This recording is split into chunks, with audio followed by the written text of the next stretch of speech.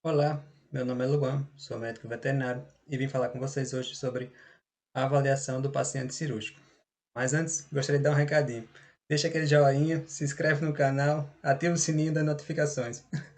Brincadeira, gente. O aviso que eu tenho para vocês é o seguinte: talvez para alguns alunos fique um pouco muito básico o que eu vou dizer aqui, tá? Mas eu tentei abranger o máximo possível para atender tanto aquele, né, estudante de veterinária do nível mais baixo, de um período mais, né, começando, pagou anatomia, fisiologia, como também a gente vai ter que, né, tentar dar uma adequada para quem já pagou a disciplina de cirurgia, técnica cirúrgica, né, e as clínicas cirúrgicas, também não se sentir tão deslocado, tá? Um outro aviso, que eu gostaria, na verdade, é um pedido, é que vocês anotassem, né, o que vai ser dito aqui e não ficassem só se confiando no ouvido. Por que isso? Porque existem trabalhos, né? Eu gosto sempre de reforçar minhas arguições com artigos científicos, para quem me conhece, certo?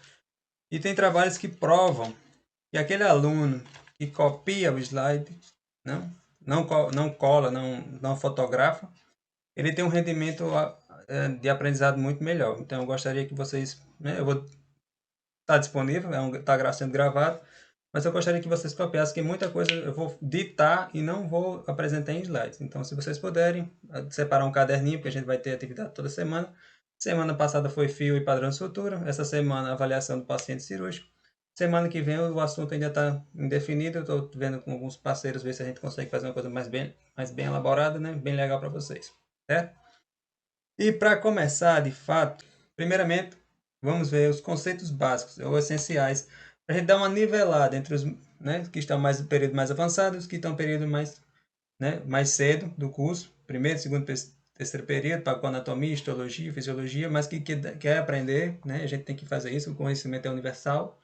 Nós vamos também ver alguns aspectos da avaliação do paciente, né? Será que simplesmente uma olhadinha resolve? Vamos descobrir hoje. Vamos falar também sobre o risco cirúrgico. Afinal, o que é o risco cirúrgico? Vamos falar também da comunicação com o cliente e como ela lhe ajuda na avaliação do paciente, certo? E também no seu desenvolvimento como clínico ou cirurgião.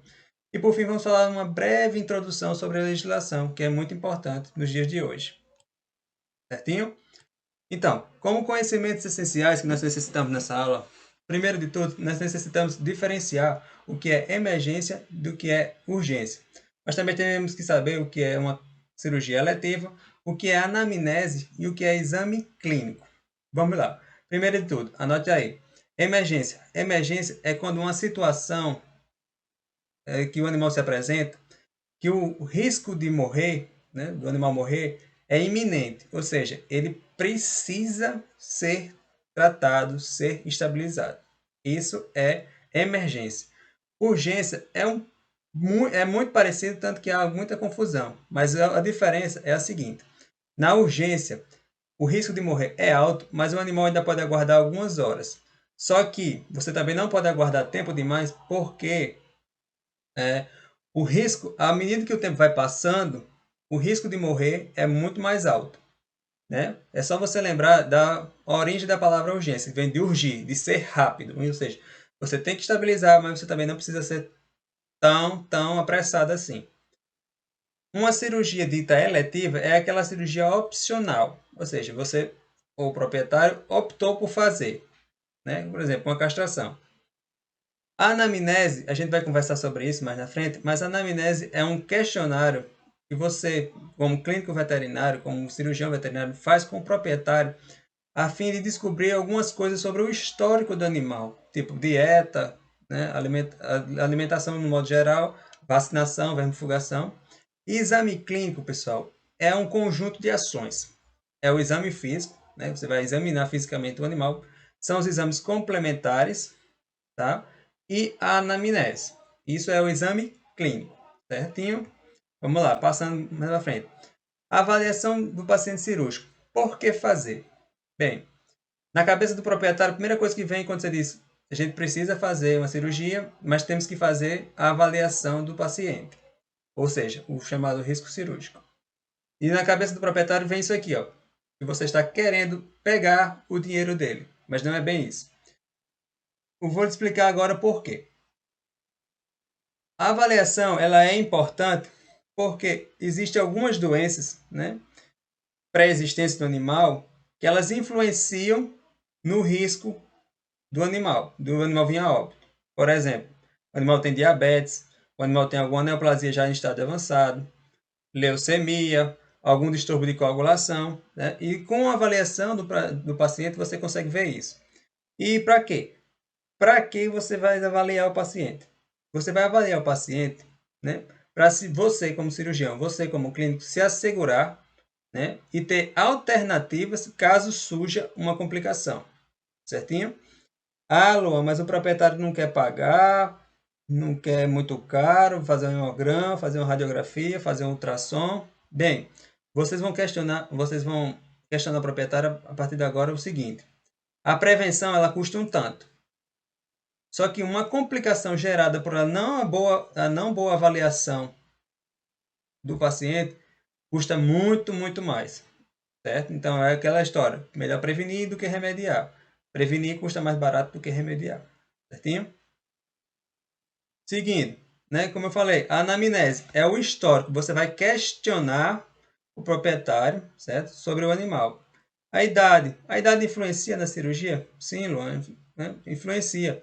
O animal mais jovem tem tendências a ter, por exemplo, obstruções, né? Porque gosta de brincar com uns brinquedinhos miudinhos e engole. Já animais mais velhos têm a tendência de ter neoplasias, né? Alguns problemas locomotores, tá? A dieta também influencia, né? O animal com sobrepeso tem tendências a ter problemas de articulações. A vacinação e a vermifugação devem ser perguntadas, porque isso também influencia, né? Algumas doenças, como por exemplo a parvovirose, né? Que acelera a motilidade intestinal, ela pode vir a causar intuscepção. A gente vai conversar em outras aulas, né? Que intuscepção é uma espécie de obstrução do intestino, e aí você vai ter que operar para poder remover essa obstrução. Assim como a vermifugação, certo? Os bolos de vermes também podem obstruir. E aqui são alguns exemplos, né? Você pode fazer também a desparasitização, né? A remoção dos parasitas externos. Isso tudo tem que ser perguntado. Algumas morbidades pré-existentes, os tratamentos anteriores, né? Ah, meu animal ele já tomou meloxicam, né, que é um anti-inflamatório não esteroidal, e se deu mal, teve farmacodermia e teve reação anafilática, então isso tudo tem que ser perguntado. E, e também você tem que fazer questionamentos em relação à doença atual. O grau de evolução, quando começou, certo? Isso aqui é um exemplo, certo, de um tumor de mama, que normalmente o proprietário chega para você e diz, ah, Luan, começou ontem. Tem certeza que começou ontem? Um tumor desse tamanho? Mas a gente tem que se fazer, né, de doido às vezes, né, bancar a egípcia, como vocês costumam dizer, certo? E coletar o máximo de informações possíveis para ter o maior entendimento do paciente cirúrgico, certo? Um outro aviso que é muito importante na anamnese é que as suas perguntas elas têm que ser concisas e não tendenciosas. O que é que isso quer dizer, Lua? Significa o seguinte, você não pode chegar para o proprietário e dizer assim, seu animal é vacinado? Obviamente ele vai lhe responder sim. Pode nunca ter tomado vacina na vida. Mas se você perguntar, fazer a mesma pergunta, mas com outras palavras, por exemplo, quando foi a última vez que seu animal tomou vacina? Qual foi a vacina? Caso ele não tenha o cartão de vacinação, não é isso? E aí, tá vendo? Viu como mudou, né? Na primeira, o proprietário se sentia intimidado de ter que responder sim. Na segunda, não. Na segunda, você já joga a responsabilidade para ele. Será que esse animal realmente foi vacinado? Seguindo com o exame clínico, né, vem a parte de exame físico. Isso aqui também, esse aqui, pessoal, esse inclui mais nas cirurgias ditas eletivas e nas cirurgias de emergência. A primeira coisa que você vai avaliar, independente se é cão, gato, passarinho, certo? É o estado nutricional. O animal com bom estado nutricional, ele tem uma vantagem em relação à realização de procedimentos cirúrgicos. Já animais, né, com caquetes como esse da imagem, tem dificuldades, por exemplo, pode ter uma hipoproteinemia, ou seja, uma diminuição das proteínas, isso dificulta a cicatrização. Ele pode ter um sobrepeso ou então mesmo uma obesidade, e isso também interfere na cirurgia, né? Pode trazer complicações Gordura esconde muitos vasos sanguíneos, isso pode lá na frente causar hemorragia, mesmo, né, após o procedimento cirúrgico. Certinho? O segundo passo, pessoal, é avaliar o estado mental desse animal. Ele chegou são? Ele veio em coma? Ele veio com algum tipo de problema neurológico, né, pressionando a cabeça na parede? Né? É um animal que está alerta ou está sonolento. Isso tudo tem que ser observado. Isso sem tocar no animal, né? Primeiro, o próximo passo, pessoal, são dois, né? Você vai avaliar, fazer um exame físico completo. O que quer dizer isso? Ah, Luan, o animal chegou para fazer uma castração.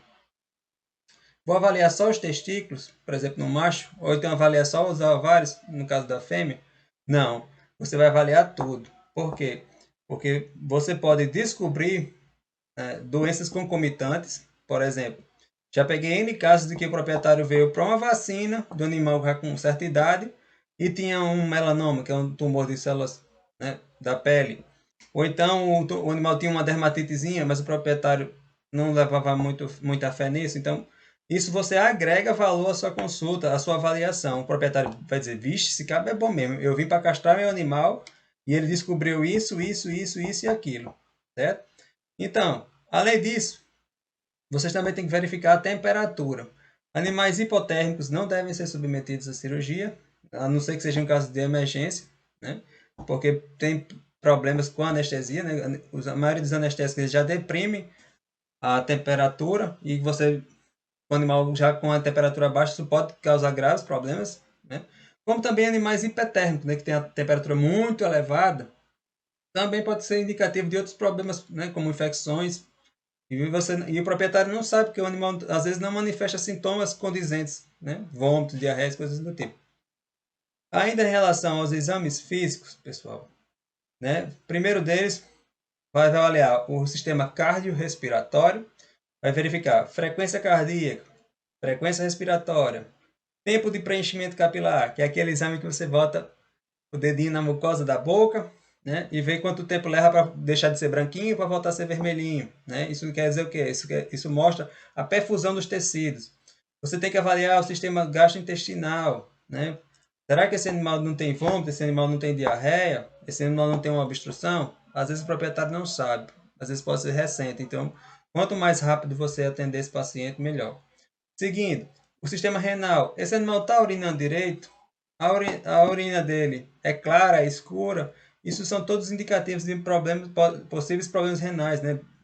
Uma diluição da urina, uma concentração da urina, isso tudo reflete na função renal, tá? E não só renal, também como bexiga, tá, pessoal? Eu estou aqui só a título de resumo.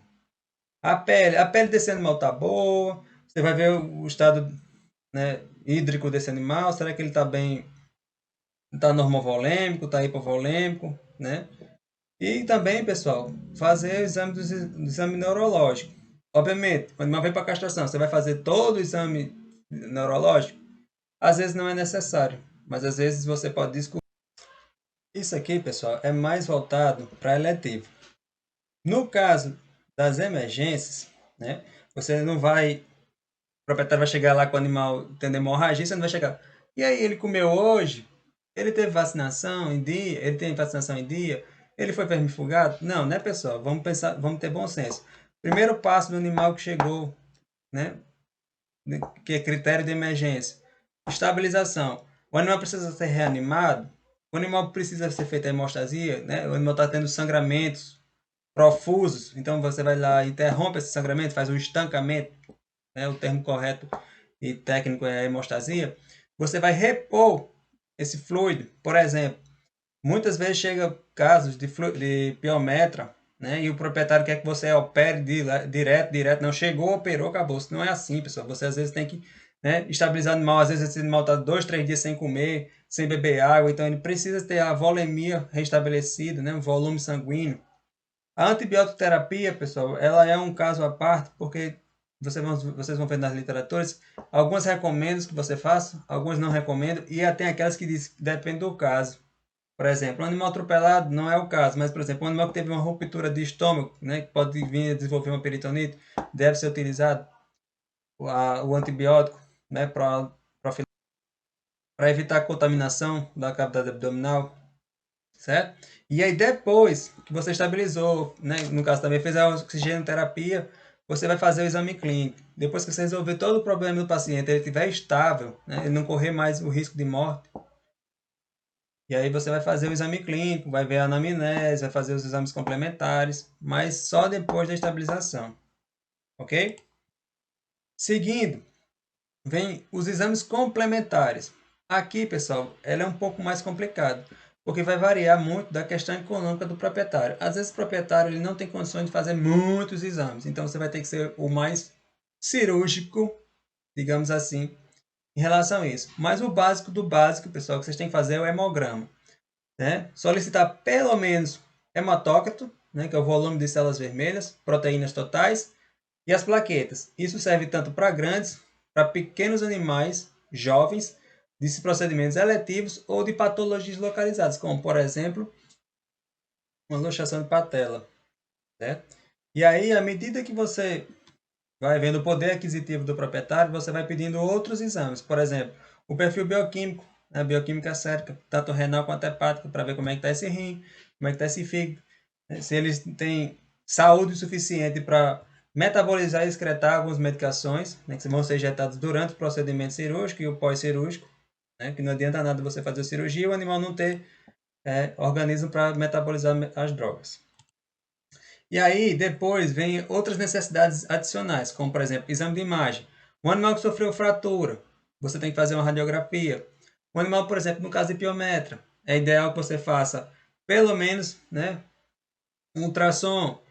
Em casos mais complexos da neurologia, vocês podem fazer tomografia, né, e ressonância. Nem sempre vai ser disponível. Animais velhinhos, fazer o eletrocardiograma, fazer o ecocardiograma. Né? Animais com neoplasia, fazer ultrassom, fazer radiografia do tórax, certo?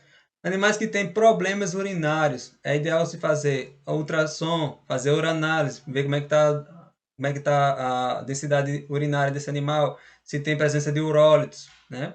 E também, pessoal, em casos assim, onde existem regiões com endemias de alguma doença específica, como por exemplo é o nosso caso em Mossoró, se possível, também fazer o teste rápido, por exemplo, da leishmania. Em Alagoas, é muito comum ter dirofilariose, fazer o teste de dirofilariose, né? Não adianta nada você fazer um procedimento, seja ele letivo ou não, e aí o animal vinha a óbito por causa de um problema de dirofilária. Então, né, isso tudo agrega valor ao seu julgamento. E aí, depois disso, pessoal, você vai estabelecer o risco cirúrgico. Bem, não existe foto melhor para explicar risco cirúrgico do que a balança. Risco cirúrgico é quando você pesa os benefícios de fazer o procedimento cirúrgico e o perigo de fazer o procedimento cirúrgico, né?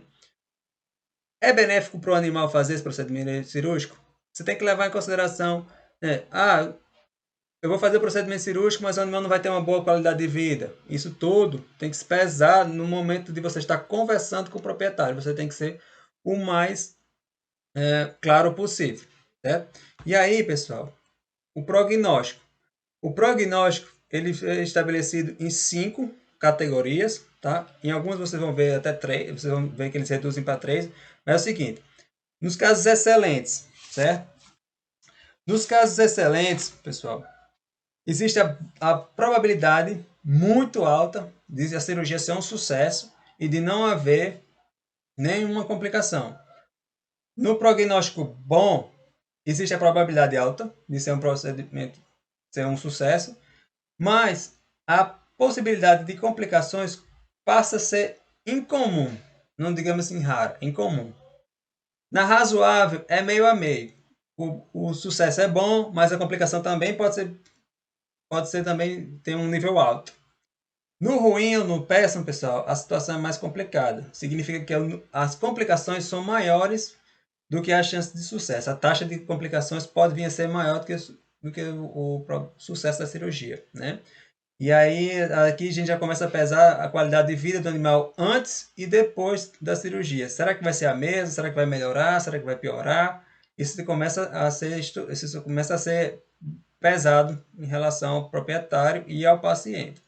E por fim, nós temos o prognóstico reservado.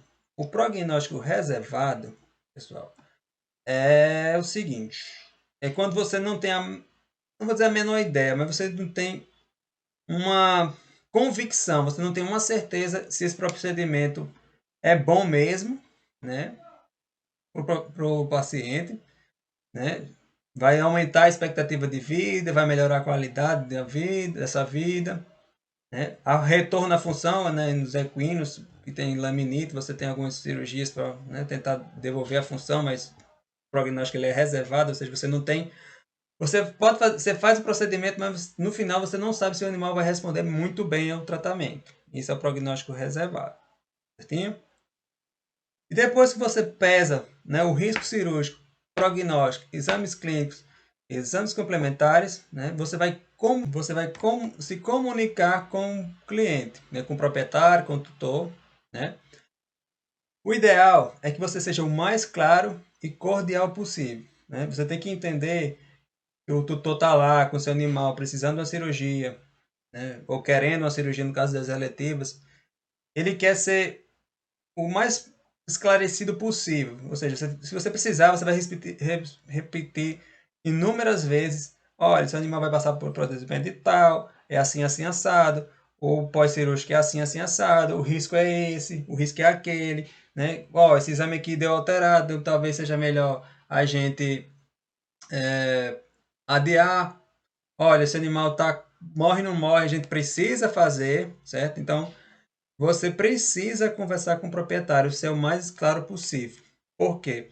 Porque hoje, pessoal, tá uma moda muito grande de se processar veterinário. Muitas vezes a gente como veterinário, né, tem um bom coração, só que o proprietário às vezes abusa, né? E às vezes a gente cai na armadilha de querer ser muito bonzinho, e aí o proprietário vem e creu na gente, né? Então, se resguarde o máximo possível. Explique, né? Ah, você entendeu? Você pode me explicar o procedimento, o tutor vai lhe explicar o procedimento para né, para você ver que ele entendeu, só que às vezes isso não é o suficiente, certo? E aí, né, você tem que deixar bem claro que a decisão de operar ou não é dele, não é sua. Às vezes a gente, como, né, cirurgião recém-formado, a gente quer abrir o animal de todo jeito, mas não é assim. Às vezes o proprietário está inseguro e aí você está forçando ele a aceitar um procedimento e às vezes, muitas vezes ele não quer e aí você tem que mostrar empatia. Olha, se o seu animal fizer esse procedimento, a qualidade de vida dele vai ser essa, essa e essa. Já se ele não fizer, a qualidade vai ser essa e essa e essa. Mas o senhor é que vai, né, tomar conhecimento disso. O senhor que vai tomar a decisão, perdão, sobre isso, né? Mostra o custo, que às vezes ele diz, ah, não, pode operar, doutor, não sei o quê. Aí quando chega a continha, tipo, dá R$ 1.000. Não, doutor, não tenho condição de pagar isso, a gente não devia ter feito, não sei o quê, você me enganou. Então, tudo por escrito, pessoal. E aí é o que vem, né? Por fim, a aula de hoje, a resolução 1321 de 24 de abril de 2020, recentemente, né? E ela até o seguinte, ela estabelece as regras e diretrizes a serem observadas pelo médico veterinário relativas à documentação utilizada na prestação de serviço. O que quer dizer isso? Significa o seguinte, alunozinho do coração, que tudo tem que ser esclarecido. Tá aqui, ó, TCLE, que é o termo de consentimento livre e esclarecido. O proprietário tem que deixar claro em documento assinado por ele de que ele é ciente dos riscos e dos benefícios do procedimento, até mesmo da aplicação de uma vacina, de uma aplicação de um medicamento, de um exame clínico que você solicitou, perdão, do exame complementar que você solicitou, por exemplo, um hemograma. Você tem que deixar o proprietário ciente e clarificado de que é a necessidade disso. Ele vai vir aqui, ó, e assinar, certo? Também, pessoal, sobre dessa resolução, é que você tem que ter os resultados dos exames sempre em duas vias. Uma via vai com o proprietário, o outro fica anexado ao prontuário desse animal, certo? Internação. Ah, depois do procedimento cirúrgico, o animal precisa ser internado. Ah, doutor, você não falou sobre isso, você quer tirar meu dinheiro a todo custo, né? Ah, eu não quero ficar deixando internado aqui. Também vai ter um documento, né? Tem um documento, um exemplozinho de documento aqui, que é a retirada sem alta. O proprietário vai ter que assumir o risco, porque depois o animal morre e vai dizer, não, eu não sabia que se eu tirasse o animal do internação, ele poderia morrer. Você tem que deixar isso claro. Todo documento agora, segundo a resolução, tá? Ele tem que ser feito em 2 vias e tem que ser armazenado por pelo menos 5 anos, independente se o animal, no caso, veio a óbito ou não.